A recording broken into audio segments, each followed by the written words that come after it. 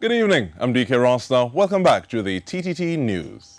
The annual Gestalt Caribbean Leadership Conference is on April 29th, 2021. Join Dr. Rama Naidu of South Africa, Nancy Luna Iminez from Portland, and Maxine Attong from the Caribbean as they explore leading with equity. Register now at maxineattong.com for this virtual event, which explores how we can ensure that there's equity in our societies and workplaces. Come to the conference, network with peers, visit the exhibition booths, host discussions, and interact with the presenters. And there you have it. The Gestalt Leadership Conference is on, and we're speaking with the lady behind it, Maxine Attong. She joins us with more than 2 decades of experience to tell us a little more about the conference. Welcome, ma'am. How are you? Hi, DK. Thanks for having me. I'm fine, actually. I mean, we're counting down to conference. So how exciting is that? I am totally excited today. No, I see the fact that normally I would think COD is cash on delivery. I see you have it as change or die. Even before we get into that though, from then to now, because this would be the 4th year, right? Yes. All right, so from that first year, 4 years down the line, what are some of the changes that you see, evolution, transitions? I think one of the big changes that we're seeing right now is, of course, the impacts and effects of COVID-19. We're living in it, right? Because think of it, before 2020, how many organizations would have allowed their staff to work from home? A lot of organizations have been struggling with flexi time and implementing such measures as these because we didn't trust employees to go home and work. So COVID-19 has ushered in a whole way of leading, which is a very distributed way of leading. And of course, embedded within that is a lot of trust for employees. Not every leader would have it, of course. And we have seen in bigger tranches that people have had to trust their workers to go home, work from home, and actually work. And a lot of my clients are saying that this has been a time of increased productivity, both from the employee and the employer's point of view. From the employees, they don't have the distractions. They're a little bit more comfortable because they can work from home. And some of them, of course, the other side of it is the stress. Their children are at home as well. And from the employer's point of view, it was sort of like, wow, we could actually save some money by having a blended approach going forward, as well as we didn't know that we could trust employees to work from home, and they can. So a lot of changes that we're seeing in 2021 have really come out of the experience, our shared experience of 2020 living in a pandemic. Now, I know one of the things that you like to speak about is leading with intention. But with regard to leading with intention, how easy is it to actually do that as opposed to going back to default modes? Because one of the things you just spoke about, working remotely, working virtually, but it seems as though, okay, well, even though people have been trying to do it for a while, people have been arguing and saying, oh gosh, this traffic and I can't see myself, I can't see my house, whatever. But then people said, okay, well, no, come back out to work. We want you back out to work. And the way that we're seeing the numbers trending in a way that we don't necessarily like, that virtual work from home arrangements may happen again. So what is it about that intention that helps to kind of resist those default modes? Okay, well, this is what we know about. So this is what we're going back to. Yes, great question, DK. And leading with intention, it means that I and you, DK, in our spheres of life, wherever we intend to take leadership, that we make a deliberate decision about it. So for instance, when I show up in front of a client, I have decided that this is the way that I will show up. So in my office space at home, I'm looking up now, it's empathy, joy, and service. That is my intention whenever I show up in front of a client. So it doesn't matter how I feel. It doesn't matter what's going on in my life. What really matters is the intention. And there you're showing Dr. Rama Naidu, who is the keynote speaker for this event. And Dr. Rama, he definitely leads with intention because he grew up in a time of apartheid. So for him to answer his leadership call, he has made the decision to very intentionally and deliberately work in organizations to help leaders to make sure that the systems are equitable. Just imagine if you've lived in an apartheid system for 150 years, it doesn't automatically go away. So it means then within the fabric of organizations, leaders need to examine and ask the question, how are we not being equitable? How are we ensuring that we're open to all? And these are questions not just for a post-apartheid South Africa, but for any post-colonial society like ours.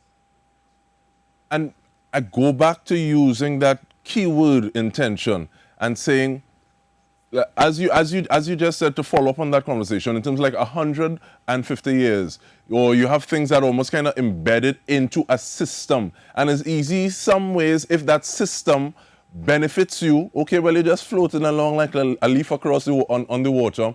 But in terms of saying, okay, well, we're going to interrogate the system and see what works, what doesn't work, what is equitable, what is not. What are some of those things that we need to be mindful of when examining systems and trying to get the best from them, or have them evolve so that they serve the people that they're supposed to?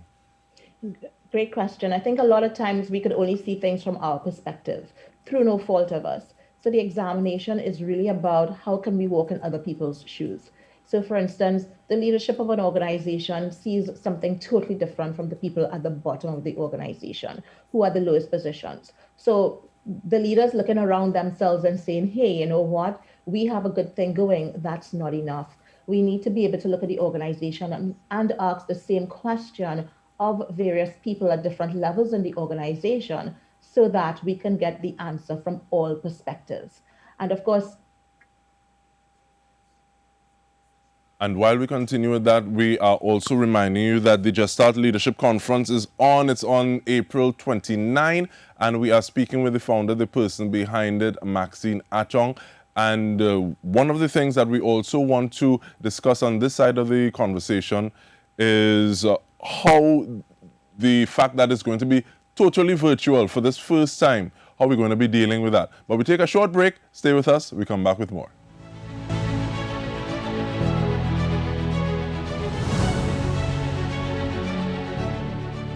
Welcome back. We are speaking about the Gestalt Leadership Conference. It's on the 29th of April. And once again, we are with the lady behind this initiative, Maxine Attong. And Maxine, you already mentioned that Dr. Rama is a keynote speaker. Who are some of the other speakers? Our host for the day is Tarianne Bovell. Tarianne, I guess, is well known locally. She is known to work organizers on this CSR initiative center, and she'll be there as our host and moderator. Joining us in the afternoon for moderated discussion is Nancy Luna Jimenez, and Nancy is out of the Portland, Oregon area, and she works in the U.S. anti-racism, adultism, and she's well known in the Washington circles as well, doing the work that she does. Now, I'll want to talk to Nancy and ask her what is adultism, but if we're lucky to speak with her in part two, because that's a nice thing, hopefully we're having a part two of this discussion, we'll be able to get that straight from the person herself. But in terms of registration, because yes, we know it's on the 29th, but how do people register to be a part of this initiative? So you can register on my website, maxineattong.com. It's just my name. And as soon as the website is launched, you will see the website, the information for the conference come up. You can register on the website, as well as if you're having a problem, you can reach out to us at leadingwithequity@gmail.com, which is exactly what is up there. And if you're having a real problem, you can also reach out to me on Facebook or LinkedIn or on 724-7642. And I appreciate the amount of access that you're giving in terms of being able to say, okay, well, you can do it here, or you can do it here, or if you're having a problem there, you can do it there. But that also kind of raises the point or articulates the point that these times that we live in has required this kind of virtual access. And okay, this platform isn't working, we can pivot. So we're pivoting, we're pivoting, we're pivoting. But sometimes if you don't have a connection in the first place, it can make it a little difficult to get that start, that foot in the door. But it seems as though this conference gives the opportunity for some networking. How does that go? Absolutely. That's one of the number one reasons why we go to conferences, to meet peers. We've structured the day such that there will be actual networking activities during the day. So right after we open for the morning, there's a network session where you'll be moved virtually from table to table. So you get to meet at each table maybe 5 to 10 other people. So at the end of it, you would have met 33 people in the morning session. we repeat the same activity just after lunch when people are returning into session, so that at least at the end of the day, you would have at least met some people. And this is where anybody and everybody could jump on and be part of that. So, sometimes we go to a conference and we only meet the people on our table. This is different because we get to meet many other people. And of course, on the Hoover app itself, when you register, you can see all the other registrants. And therefore, you can reach out to any of those registrants and have a meeting with them, have a conversation, ask the question. And our application stays open for 6 months after April 29th, so that you can continue engaging with these people. And I appreciate that, because sometimes, there's something that came up and you weren't thinking about it before. But then they said, okay, well, this person's at the conference and I think I can reach out to them for that. How can I get them? But there's the opportunity there. But I like the fact that you said after people go to lunch or they can come back and there's another session. One thing people can't complain about with this conference is the conference food, because they'll be supplying that themselves. But in terms of getting some of the things that you're speaking about, what will you be speaking on? Pardon, what was that question, DK? What will you be speaking on? I will be speaking about my lived and shared experiences around inclusion and exclusion, and creating that sense of belonging for organizations. One thing to note is that it's not even a play on word, but every time we include people, of course, by nature, we exclude others. So really being aware of that phenomena, and then I'm going to give some really definite implementable tips of how we can ensure in our organizations we build to include as many as possible around the lines of diversity. And this is not diversity in terms of, who's Black, who's not. It is diversity in terms of making sure around the table all voices are heard. And you spoke of people being able to network with their peers. And that begs the question, who is the type of person or individual that you would consider an ideal person to attend this conference, to be a part of it? In organizations, we talk to people who are supervisors, managers, executives, leaders, team leaders, unit leaders, all the people with those sort of titles, really, because there's a one-on-one, one to more than one relationship. So you speak to a team leader, it means that you're speaking to all of her team. And if a team leader decides to implement a solution, of course, it's implemented across the team. Same for managers, same for leaders. Beyond that, those definitions, we also look at the NGO sector, because the title of this conference, Leading with Equity, I am making the assumption that it's something that they would be interested in. Because when I speak about leadership, I often don't speak about only a role in an organization. I talk about people taking on the leadership mantle with deliberation, making a deliberate effort and an intentional effort to do so. The conference is therefore to anyone who wants to improve their leadership skills, whether it is in their community, in their church, in their family, or even on your local football team. And that's one of the things I wanted to ask about, because sometimes when we say leader, there can be a stereotypical sort of framework that goes with that. I have these people who are under me, I am in charge of these amount of people, as opposed to somebody who may be even looking to evolve in terms of how it is they deal with self and trying to get some ideas. Because sometimes the nice thing is not to get all your ideas answered at that particular point, but then you get another set of questions that you can start to interrogate yourself, your situation with, and move forward. And is that where that intention comes in again? Yes, absolutely. So whenever we talk about leadership, we talk about leadership first at the level of self, right? If I could ask myself, what is missing in me, or what in me do I need to change so that I can X, Y, and Z? And it also is the same question in terms of leading a team. If I'm leading a team and this team is not working, what do I need to change about myself to bring these people into a different kind of relationship? So when I work I work with teams and I work with leaders as individuals and as a unit. So different levels of system, and definitely making that leadership decision starts with you, DK, and it starts with me. Moving forward, what do you hope to get out of this conference? And I ask specifically against the backdrop or the context of the pandemic. Absolutely. It really is to give us a way forward. The pandemic has laid bare the inequities that we've been facing forever. when you think about education and the fact that so many kids are now being schooled at home, and we know that in some instances we've heard where some teachers are sending messages via WhatsApp and there has not been a class, the UN says that 24 million children will not return to school.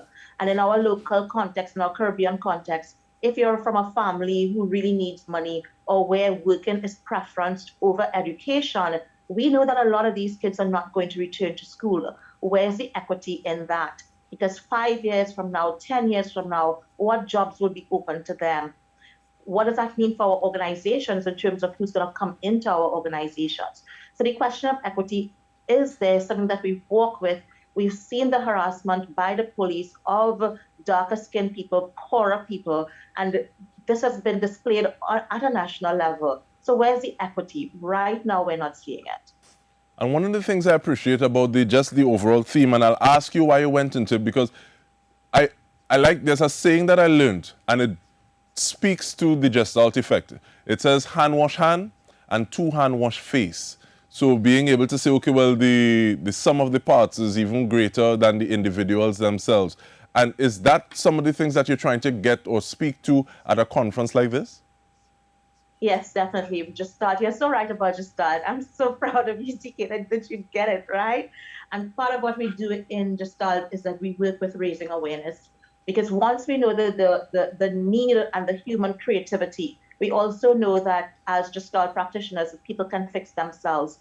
Nobody is flawed. We just need to be reminded of our power and be guided or assisted to find that back.